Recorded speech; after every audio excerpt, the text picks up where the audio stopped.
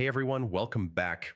In this video, I'll show you how to lock and protect your designs in Canva step by step in 2026 so you can ensure your work is safe, prevent accidental edits, and deliver projects professionally to clients or teammates.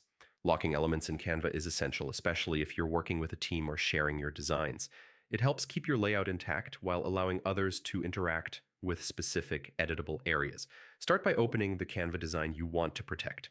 Select the element or group of elements you want to lock, such as logos, backgrounds, or brand assets. On the top toolbar, click the lock icon. Once locked, these elements can't be moved, resized, or deleted accidentally. If you're sharing designs with clients or team members, consider using Canva's share options. You can share your design as view only or can edit. This ensures recipients see your work without being able to alter key parts of the design. For full protection, create a separate master template.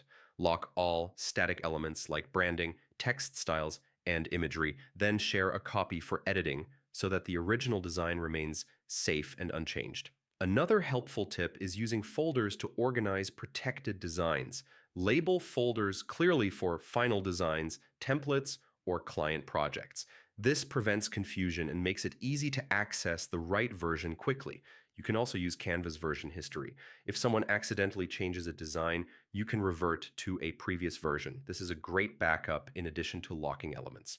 Lastly, regularly review your shared designs, update any outdated assets, double-check locked elements, and ensure that templates remain consistent with your brand or project requirements. And that's how to lock and protect your designs in Canva step by step in 2026. If this guide helped you, make sure to like the video, subscribe for more Canva tutorials, and I'll see you in the next one.